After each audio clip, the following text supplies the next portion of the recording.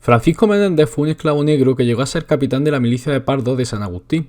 Sin duda alguna, su ascenso es totalmente sorprendente. Veamos cómo consiguió pasar de esclavo a capitán del ejército de la monarquía hispánica. Esta es una historia que según donde te la leas te cuenta una cosa u otra. Todas las fuentes tienen un tronco común, pero ciertas partes distintas que vamos especificando. El problema para este vídeo es que no he encontrado un manual, libro o artículo en específico que trate la figura de Francisco Menéndez de forma concreta. Hay muchas páginas web, vídeos en YouTube, pero cada uno se complementa con el otro y algunos dan datos que otro no da. Es bastante difícil.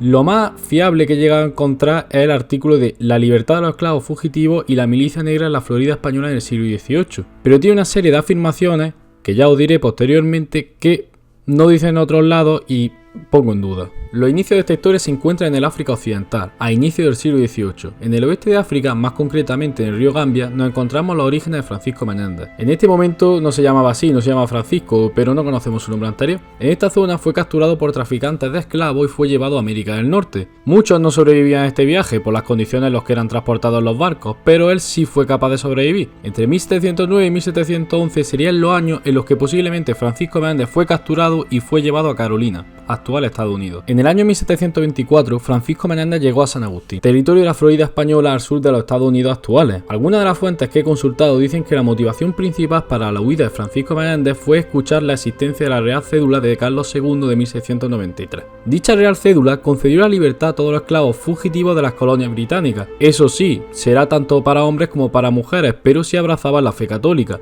afirmando que debía de dar ejemplo de mi liberalidad y de lugar que a otros lo hagan lo mismo. No podemos saber a ciencia cierta si Francisco Menéndez conocía o no la Real Cédula de Carlos II. Otros hablan de que era conocedor de la mejor situación de los esclavos en las posesiones españolas. Francisco Menéndez huyó llegando en 1724 a la Florida. Entre su etapa como esclavo en posesión inglesa y su llegada a San Agustín, se dice que Francisco Menéndez vivió con los indios Yamasee, luchando junto a estos indios contra los ingleses. Hasta aquí todo bien, pero ahora veamos una serie de afirmaciones del artículo que he mencionado al principio del vídeo que solo he encontrado en ese artículo. En primer lugar, el artículo dice que Juan de Ayala y Escobar, gobernador de la Florida española, compró a Francisco Menéndez con maíz y alcohol, algo común en la época. Esta afirmación solo la he encontrado en el artículo. Al parecer todo ocurrió entre 1715 y 1718. Supuestamente todo ello ocurrió en los alrededores de San Agustín. Por otro lado, el artículo también señala que entre los años 1711 y 1720 se produjeron varias evasiones en Carolina. Estas evasiones de esclavos pretendían llegar a San Agustín. En 1724, 10 esclavos fugitivos llegaron al presidio. Ante la situación, el gobernador del momento, Antonio Benavides, ofreció adquirir a los esclavos fugitivos por 200 pesos y para ello envió a Charlestown a Francisco Menéndez Márquez para negociar con sus propietarios. Estos rechazaron la oferta considerándola que era insuficiente. Finalmente, los esclavos fueron vendidos en pública subasta por la Caja de San Agustín.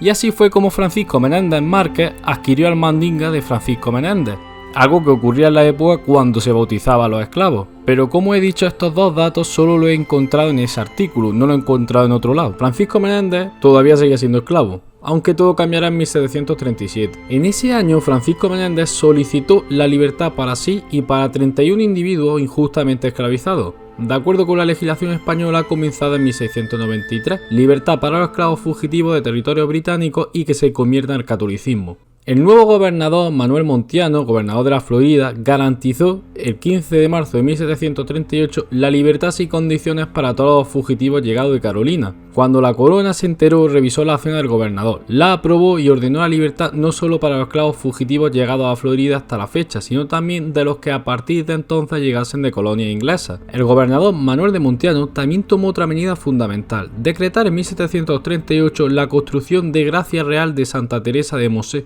más conocido como Fuerte Mosé, a unos 3 kilómetros de San Agustín. Este fue un hecho sin precedentes. Es considerado el primer asentamiento legal de colonos negros libres en lo que es actualmente Estados Unidos, liderado por su propio capitán mandinga, Francisco Menéndez. El emplazamiento tenía un gran problema: tener que defender la frontera ante los ataques ingleses, muy picados con esta política aplicada por la América española con los esclavos fugitivos ingleses. No pensemos que en la monarquía hispánica no existía la esclavitud, sí existía. Hasta este momento de 1738, Menéndez fue nombrado capitán de la milicia del Fuerte Mosé y asumió el papel de liderazgo en la comunidad. Gracia Real de Santa Teresa de Mosé se convirtió en un lugar importante de resistencia contra los colonos británicos, quienes veían en el fuerte y en sus habitantes una amenaza a sus intereses. Se dice que los milicianos de Mosé prometen ser los más crueles enemigos de los ingleses y arriesgar sus vidas al servicio de su majestad hasta derramar la última gota de sangre en defensa de la Real Corona. Francisco Menéndez fue una persona capturada en África que viajó en condiciones pésimas hasta América y consiguió liberarse y llegar a capitán dentro del ejército de la monarquía hispánica.